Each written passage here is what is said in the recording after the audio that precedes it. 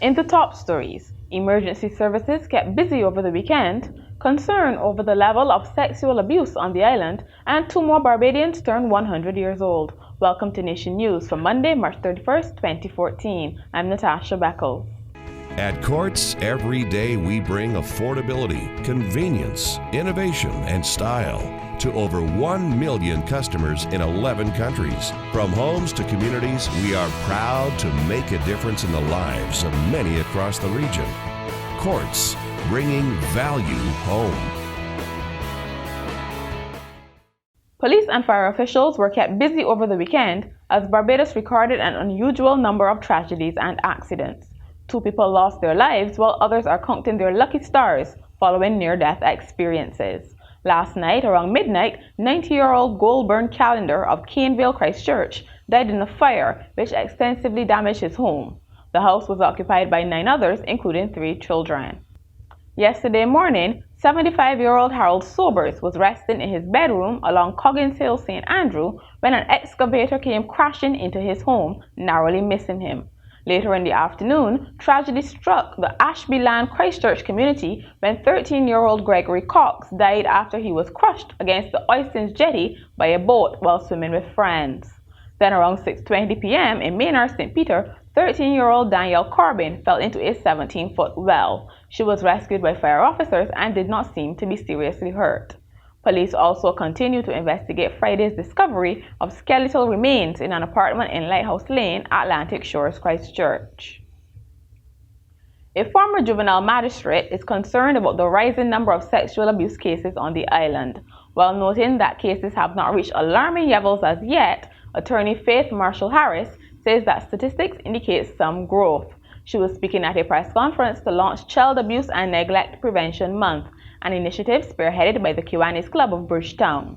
She cited statistics which show that until 2012, 7,097 children were victims of all forms of abuse. And I think part of the problem is, 1, I think a bit of denial, 2, secrecy, but 3, more importantly, that a number of our populations do not recognize child abuse when they see it. And this is one of the things that we're aiming to bring to persons' attention. 2 more women joined the growing number of centenarians today. Geraldine Best of Heading St. Philip and Dorothy Downs of George River St. Joseph both celebrated their milestones with visits from Governor General Sir Elliot Belgrave and scores of family members and friends. Best shared the special moment with her sister Anne Hines, who is 101, while Downs' only son Lawton Downs and granddaughter Chelsea Downs flew from Canada to share in the celebrations.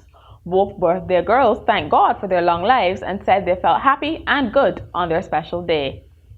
Barbados' Civil Aviation Department is getting its new $10.9 million headquarters. Minister of Tourism and International Transport Richard Seeley turned the sod today to mark the start of construction of the headquarters in Charnock's Christchurch, close to the Grantley Adams International Airport. Seeley said the department will share the building, which is expected to be completed in 14 months, with the Meteorological Department and the Air Transport Licensing Authority. He told the gathering that those agencies had been operating in a building which was in a state of disrepair and which over the years had presented a number of safety, security, and environmental challenges for the staff. Barbadians will soon have $13 million to tap into for demand-driven training. Minister of Labor Senator Dr. Esther Bayasuku said the money will be available through the Competency-Based Training Fund. She was speaking earlier today at the first of 4 sensitization workshops for employers in various sectors at Accra Beach Hotel. Bayasuku said this training was different because people will be asked to do needs assessment of their companies and their industry to determine what skills are needed before training is developed. What they're really supposed to be doing in a nutshell is assessing the needs of their staff, of their industry to maybe employees or prospective employees, assessing their needs, where their company is at, where they want to take their company in the short to medium term, and what skills they need their employees or prospective employees to have. We go across the Caribbean now to St. Lucia. With less than 1 millimeter of rainfall per day, there are growing fears that the island could be headed for a drought. Statistics indicate that the John Compton Dam is running at half its capacity and they are currently in a dry spell. Chief Met Officer Verancius Descartes says in just a few days, the forecast could be updated to declare drought conditions, especially in the north of the island.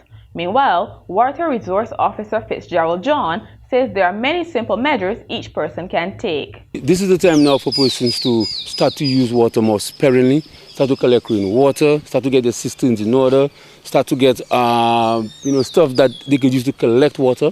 We are asking persons to stop mowing the lawns, stop watering the lawns, and if they have to do so, do it night time instead. In sport, whatever the result of tomorrow's game against India, the West Indies women are through to the semi-finals of the ICC Women's World 2020 competition. However, the men are in a must-win against Pakistan to continue defense of their title. Advancing to the women's tournament along with the West Indies are Australia, England and South Africa. The semi-final lineups will depend on the outcome of tomorrow's match. Meanwhile, West Indies coach Otis Gibson says they're taking one game at a time. They've always been a dangerous team. We've had some good games against them in the past, and we're really looking forward to playing against them on Tuesday. Like I said, we know it's a must-win situation for us, and when we have those situations, then as you saw against Australia, then we really step it up. So the guys are raring to go, and we're looking forward to another exciting encounter. Queen's College celebrated its track and field team today in a short ceremony in the school hall. They have produced some blood, some sweat, some tears, but before you are the hearts of champions.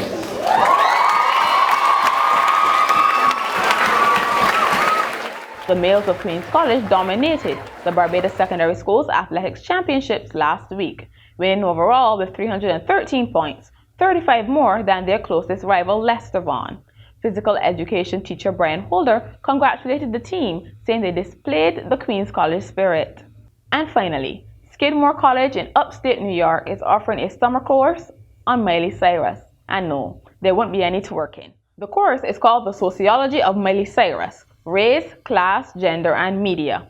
And the school officials said it will focus on the 21-year-old performer and all her incarnations as a way to study these serious topics. And that's Nation News for March 31st. I'm Natasha Beckles.